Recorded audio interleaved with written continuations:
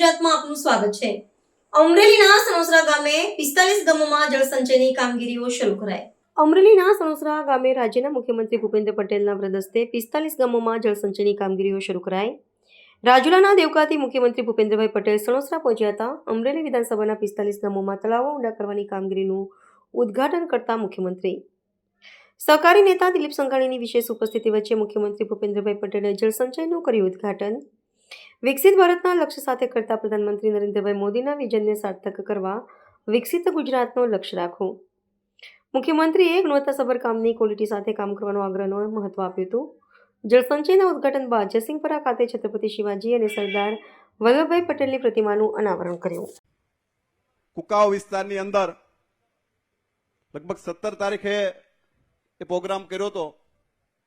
45 જેટલા ગામોની અંદર તળાવ ઊંડા ઉતારવા માટેની કામગીરીની શરૂઆત કરાવી હતી।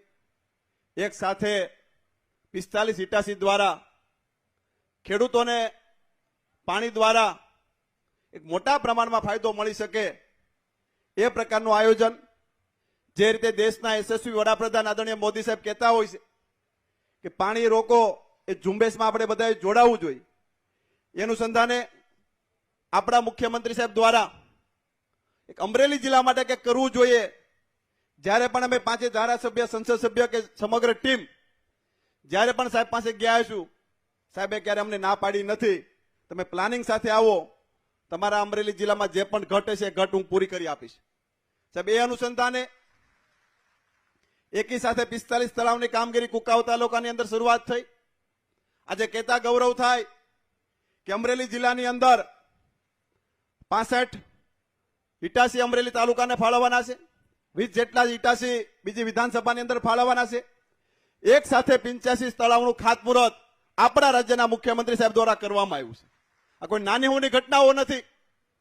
જે રીતે સમગ્ર અમરેલી જિલ્લાની અંદર જે વરસાદના પાણી આવતા હતા એ પાણી દરિયામાં વહી જતા હતા, આપણી પાસે વ્યવસ્થા નહોતી અને તળાવ ઊંડા ઉતારવાના કારણે જે પણ વરસાદના પાણી આવે એ પાણી આપણા તળની અંદર સંગ્રહ થાય અને એમના થકી ખેડૂતોને ખૂબ મોટા પ્રમાણમાં ફાયદો મળતો હોય છે। સૌરાષ્ટ્રમાં ખાધા વગર બપોરનો કાર્યક્રમ કરવો, પણ તમને બધાને ખૂબ ખૂબ અભિનંદન। ખૂબ અમે લેટ થયા છીએ અહીંયા આગળ આવવામાં, પણ તમારી ધીરજને મેં અત્યાર સુધી ઘણા બધા કાર્યક્રમ જોયા છે, પણ જમવાનું બાકી ના હોય ને તોય અમુક ટાઈમ થાય એટલે તો પછી રાહ ના જોવાય, ઊભા થઈ જાય। પણ તમારે લોકોની જે શિસ્ત કહો તો શિસ્ત ને ધીરજ કહો તો ધીરજ, તમને ખૂબ ખૂબ અભિનંદન છે।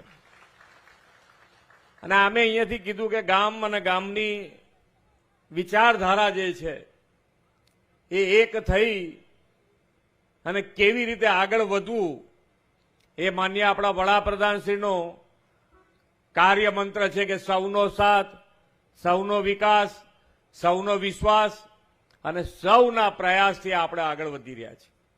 એ જ કાર્યમંત્ર છે કે જેમાં બધાને સાથે રાખવાથી જે ફાયદો થાય છે એવો એકલા એકલા કરવામાં ક્યારેય ફાયદો ના થાય।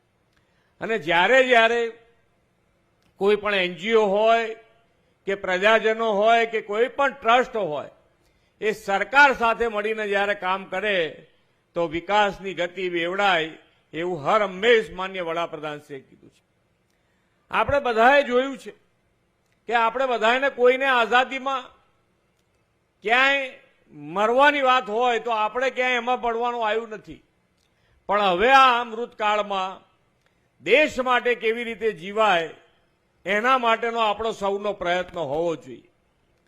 આજે જે પ્રમાણેની તમે પાણીની અને પાણીની સમસ્યા માટે સૌરાષ્ટ્રમાં અમારે કંઈ કહેવાનું ના હોય, કારણ કે એ મુશ્કેલીઓ તમે જોયેલી છે। એ મુશ્કેલીઓમાંથી આપણને વડાપ્રધાનશ્રીએ સૌની યોજના થકી બહાર કાઢ્યા, પણ હવે પાણી જ્યારે વપરાય છે તો આપણે આપણી ભવિષ્યનો પણ એટલો જ વિચાર કરવો પડે।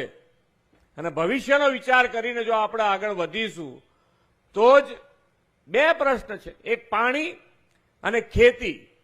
આપણી ખેતી ઉપર પણ એટલું ધ્યાન રાખવાનું, અને એ મુહિમ, આ બંને મુહિમ કે વરસાદનું ટીપે ટીપું પાણીનો સંગ્રહ કેવી રીતે થાય અને આ જે રાસાયણિક ખેતીમાંથી પ્રાકૃતિક ખેતી ઉપર કેવી રીતે વળવું, આ બંનેની મુહિમ માન્ય વડાપ્રધાનશ્રીએ દેશભરમાં આ મુહિમ જગાડી છે.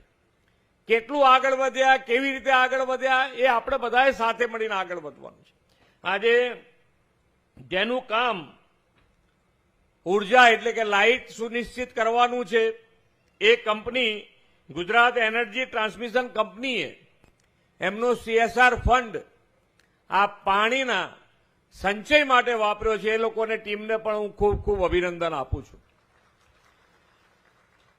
સરકાર તરીકે કામો ઘણા બધા થવાના છે. જેમ ટ્રાન્સમિશન કંપનીએ CSR ફંડ તો ગમે ત્યાં વાપરી શકે, પણ એ પૈસાનો જેને કહેવાય કે પૈસાનો સદુપયોગ કેવી રીતે થાય, ઉપયોગ કેવી રીતે કરી શકાય વધુ ને વધુ, એનો વિચાર કરીને આ જળ સંચયમાં પૈસા વાપરે.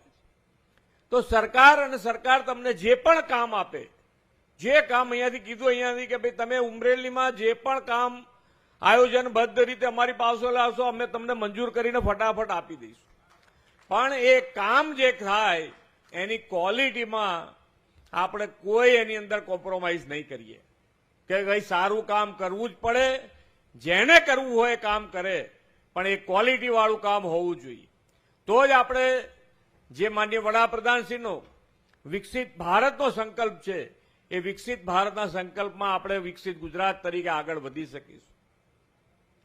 પાણીની વાત હોય તો પાણી માટે પણ સરકારે પણ દરેક ધારાસભ્યને એમની ગ્રાન્ટમાંથી 50 લાખ રૂપિયા આ જળ સંચય માટે જ વાપરવા એના માટે પૈસા આપેલા છે. એટલે આ કામ તો થઈ રહ્યું છે. એના સિવાય પણ તમારે કંઈ કામ હોય, જળ સંચયનું રિચાર્જિંગ બોર બનાવવા હોય તો આ ધારાસભ્યોમાં કોઈને બી પકડીને તમે કામ કરાવી શકો. અને અમારી તો ટીમ વર્ક જ હોય છે ભારતીય જનતા પાર્ટીની. તમે ગમે તેને અમારા સંગઠનમાંથી કોઈને પકડીને લઈ જશો તોય તમારું કામ કરે. અને ઇલેક્શન આવે એટલી જ વાત નથી, ઇલેક્શન વગર પણ તમારી વચમાં રહી અને કામ કરવા ટેવાયેલા લોકો છે બધા. એટલે તમે ભાગ્યશાળી છો કે આજે અમારી પાસે અમરેલીનું કેમ વધારે કામ થાય, તો કે ભાઈ બધા એક થઈને અમારી પાસે આવે છે અને એક રીતે આગળ આમ વધારે. અમારે તો 1 રૂપિયાનું કામ આખા વર્ષમાં આપવાનું હોય તો જે ટીમ વર્કથી આવ્યા હોય તો એને ઝડપથી અપાય. પેલા લોકો એમનું આમ આ જગ્યાએ કરું કે પેલી જગ્યાએ કરું એની અંદર ટાઈમ બગડે. પણ આ લોકોનો એટલું સારું છે કે ટીમ વર્કથી આવે છે એટલે તમારા કામ બહુ સ્પીડથી થાય છે. અને ફરીથી ગ્રામ પંચાયતને આ જળ સંચય માટે અને આ જળ સંચયનો ઉત્સાહ આજે તમે જે આ કાર્યક્રમ કરી અને જે શાંતિથી બેઠા, ફરીથી ઉતારું છું કે તમને બધાને ખૂબ અભિનંદન પાઠવીને વિરમું છું. ભારત માતા કી જય, વંદે માતરમ, जय जय गरवी गुजरात। तो व्हाट्सएप, ट्विटर, फेसबुक, इंस्टा जहाँ भी आपका अकाउंट है, इसे शेयर बटन के द्वारा वहाँ पर शेयर करें